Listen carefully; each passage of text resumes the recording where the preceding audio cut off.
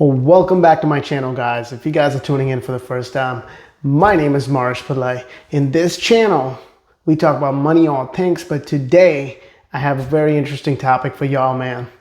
MAC HAIK Chevrolet in Houston, Texas wants to charge $90,000 over sticker. Yes, you heard it right. $90,000 over sticker for the C8 Z6 Corvette. It is crazy. Did they lose their fucking mind? We're going to talk about that in detail in this video. Stay tuned.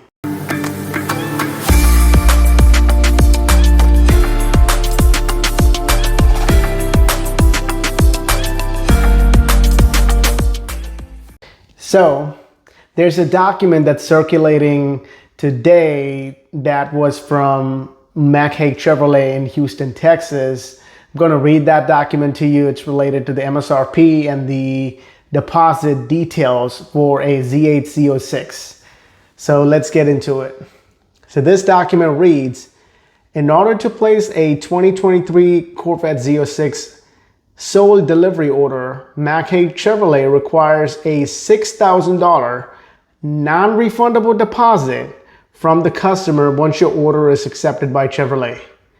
In the event that the customer does not take delivery, this fee will be utilized for restocking, marketing, and merchandising of the said Corvette to the general public. Are you kidding me? $6,000 to basically not sell? What are you restocking? The car stays in the same place. Like, what? And it goes on to say, upon delivery of the 2023 Corvette to the customer, the $6,000 deposit will be applied as a down payment. Oh, they're so nice, right? But hear this out. The vehicle will be sold for $90,000 over MSRP. You heard it right. $90,000. They want $90,000 over sticker for the Z8 Z6 that's priced between $108 to $120. Before options and stuff, depending on if it's a coupe or a convertible. So almost the same price of the vehicle you want to charge over sticker? That's insane. I don't know who made that decision. This is crazy, right? So here are my thoughts on it. First thing first, I am in love of capitalism. I moved from India. I love capitalism here. I'm not against capitalism. I understand supply and demand. Everything within reason is good, right? So I know the car's in such a high demand because of what GM has done to the vehicle. So I understand the inventory is low and there's a supply chain issues and all that, right? So within reason, I understand why the dealership would want more. Plus, there's a lot of buyers who buy the car and then they flip it within the first week, right? So they make a profit of 20 to 30 grand, depending on their purchase price and the trim of the Corvette and stuff, right? So that's what happened with the regular C8.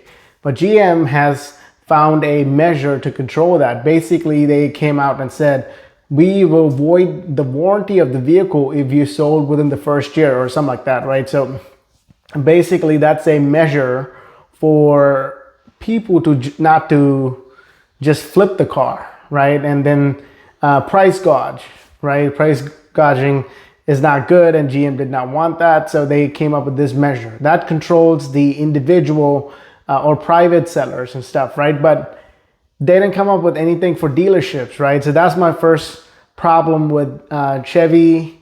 They just let these dealerships charge whatever they want. I mean, to an extent, capitalism is fine. So if you want to charge, like the C8s were going for like 30K at max over stickers. So 50 to 60, maybe for the first 6 months, 60. And then slowly the price over sticker is going to go down. That's, to me, is within reason. But $90,000 over sticker, now that's nothing but greed, man. Extra greedy.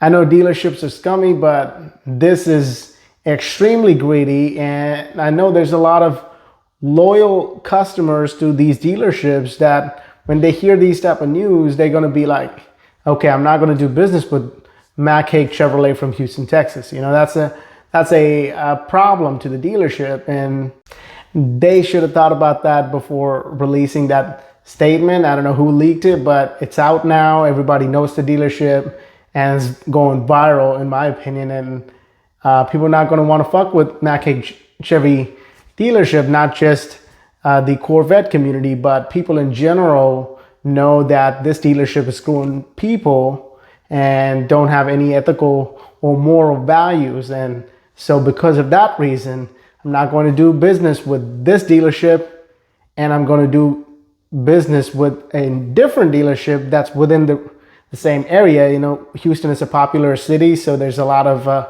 Chevy dealerships around here. It's just not like one dealership for the whole city. So because of the options and the competition out there, any loyalists to that dealership, they're going to lose them. That's my second opinion. My third opinion on this is, I don't know how they came up with 90,000 over sticker, but as y'all aware, we are in a recession. So United States in a recession for the past few months, and people are trying to hoard cash. You know, ain't nobody trying to buy all the luxury items now. People are not spending money in general, right?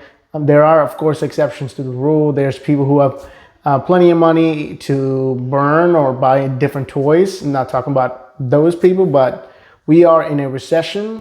Charging $90,000 over sticker for a luxury car is not a smart decision, in my opinion. And I don't know, there might be a few people who may still throw that money away, purchase that car at that price, but I don't think they're gonna keep on selling 90,000 over sticker for plenty of allocations and plenty of orders. That's just my opinion, and they would come down in price just because of the situation and the economy that we're living in. People are not going to be able to do that, and because of that, they would have to adjust the price. You know, I think they're testing the waters to see how many people are ready to place an order at that ridiculous price, and I think they're going to realize that it's a mistake. That is my opinion. Okay, so the last item that I have is the competition. Right now, let's talk about pricing. So depending on coupe or a convertible, it's between 108 to 120, right? And you add a 90 to it, and now you're in the 210 range, right? $210,000. You know, you could get a Audi R8 for starting from 140 to 160. The newer models too, right? And McLaren 570S starts between the same range as well, 140 and up. And you can get a lower mileage McLaren, the 2019, 2020 models for 170, 180-ish, right? Or you can get a Ferrari 458 or even a Lamborghini Huracan. So Lamborghini Huracans, I know there were some crazy pricing last year after COVID and stuff, but I've been following the price trend. Huracans, for example, were starting before, like last year, from 230 and up.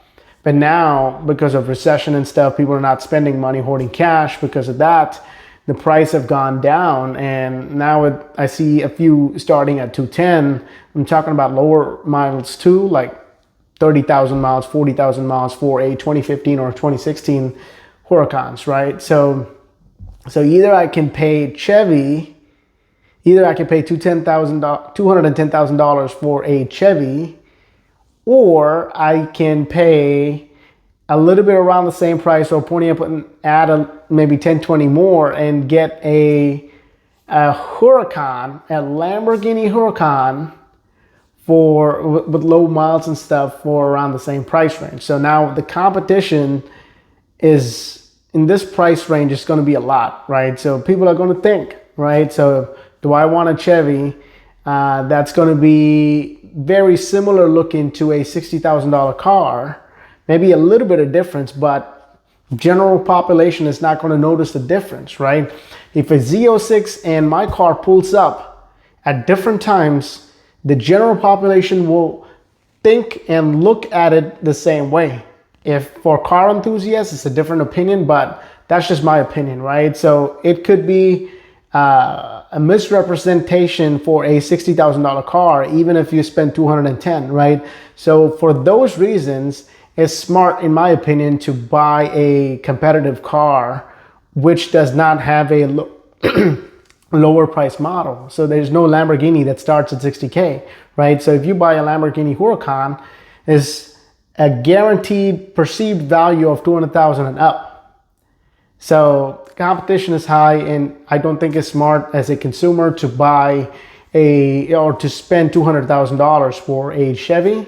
That's just my opinion. So for those reasons, again, $90,000 over sticker is a bad move for consumer and the dealership.